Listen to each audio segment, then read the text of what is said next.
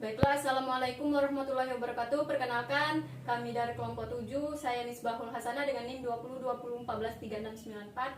Saya Natasha Dwi Mareta, NIM 2020-143708. Saya Citra Lestari, NIM 2020-143693. Saya Maya Septiana, NIM 2020-143698. Saya Salsabila Azara, NIM 2020-143704. Berikut video edukasi kami tentang mitigasi bencana alam dari mata kuliah Pendidikan Lingkungan Hidup kelas 4 TTISD. Selamat menyaksikan. Pengertian mitigasi bencana alam. Mitigasi bencana merupakan upaya yang dilakukan untuk mengurangi risiko dan dampak yang diakibatkan oleh bencana terhadap masyarakat di kawasan rawan bencana. Baik itu bencana alam, bencana ulah manusia maupun gabungan dari keduanya dalam suatu negara atau masyarakat. Ada 4 hal penting yang perlu diperhatikan dalam proses mitigasi bencana, antara lain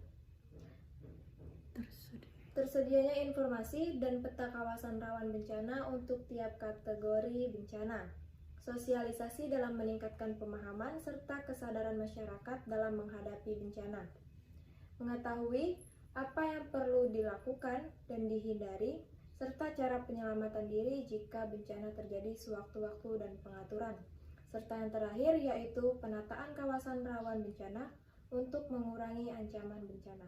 Tujuan utama dari mitigasi bencana yaitu untuk mengurangi resiko atau dampak yang ditimbulkan oleh bencana, khususnya bagi penduduk, seperti korban jiwa, kerugian ekonomi, dan kerusakan sumber daya alam. Tujuan ini juga sebagai landasan atau pedoman untuk perencanaan pembangunan, serta meningkatkan pengetahuan masyarakat dalam menghadapi serta mengurangi dampak atau resiko bencana, sehingga masyarakat dapat hidup dan bekerja dengan aman. Prinsip-prinsip pencegahan dan mitigasi bencana. Ada beberapa prinsip. 1. Cepat dan akurat. Yang dimaksud dengan prinsip cepat dan akurat adalah bahwa dalam penanggulangan bencana harus dilakukan secara tepat dan tepat. 2. Prioritas. Yang dimaksud dengan prinsip prioritas adalah bahwa apabila terjadi bencana, kegiatan penanggulangan harus dapat prioritas dan diutamakan pada kegiatan penyelamatan jiwa manusia.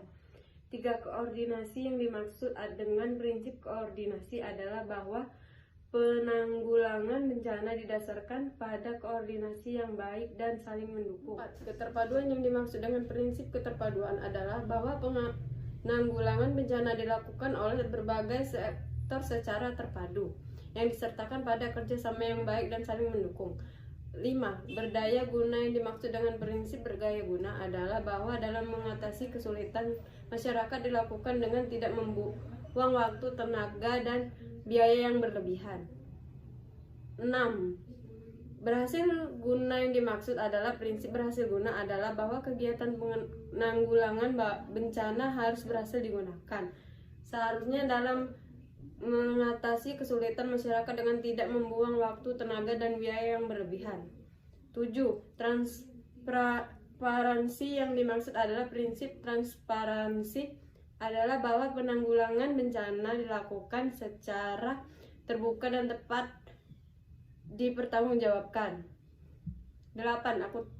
Akuntabilitas. Yang dimaksud dengan prinsip akuntabilitas adalah bahwa penanggulangan bencana dilakukan secara terbuka dan dapat dipertanggungjawabkan secara etik dan hukum. Contoh mitigasi bencana alam terbagi menjadi 2, yaitu mitigasi bencana alam dan mitigasi bencana non-alam.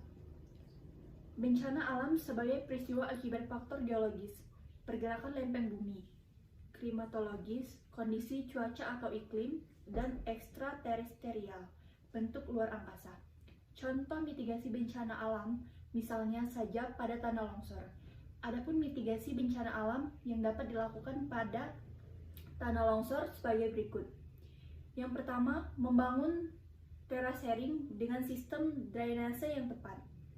Kedua, membuat peta rawan bencana tanah longsor. Ketiga, melakukan pembuatan tanggul penahanan runtuhan batuan. Keempat, penutupan rekahan di atas lereng. Kelima, melakukan reboisasi di hutan yang gundul. Keenam, tidak mendirikan bangunan di daerah tebing atau tanah yang tidak stabil.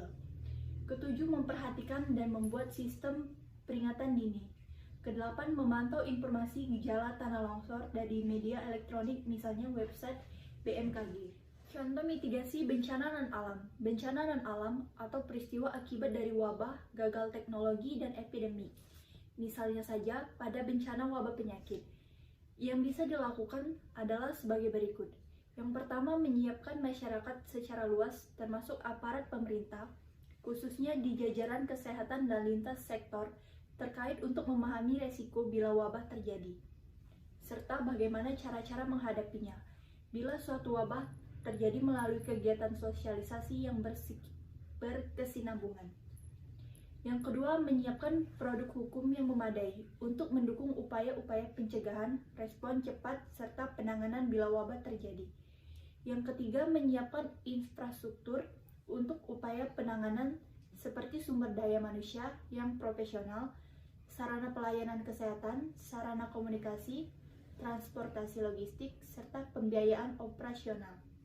Yang terakhir, upaya penguatan surveillance epidemiologi untuk identifikasi faktor resiko dan menentukan strategi intervensi dan penanganan maupun respon dini di semua. Indonesia memiliki iklim tropis di mana Indonesia memiliki curah hujan dan suhu udara yang tinggi. Hal ini menimbulkan banyak ancaman-ancaman bencana alam yang tentu saja merugikan dan menimbulkan korban jiwa. Faktanya, per tanggal 1 Januari 2022, Indonesia didominasi oleh cuaca ekstrim yang menyebabkan bencana alam seperti longsor dan banjir secara rutin atau secara berkala.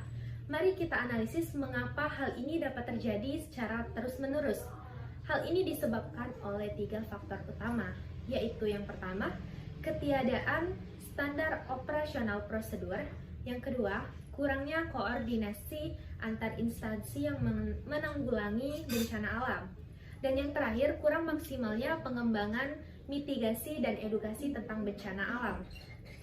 Maka dari itu, solusi atau strategi yang dapat diberikan pemerintah adalah membangun infrastruktur di negara kita yang ada. Dan tugas pemerintah daerah adalah mengecek secara berkala infrastruktur dan pembangunan-pembangunan yang ada supaya bencana-bencana alam ini dapat kita minimalisir terjadinya. Dan tugas kita bersama adalah untuk mengedukasi warga-warga atau orang-orang di sekitar kita seperti keluarga, teman, dan orang-orang di lingkungan sekitar kita untuk meminimalisir terjadinya bencana alam seperti menambah daya resapan air, mengurangi pembuangan sampah, dan lain sebagainya.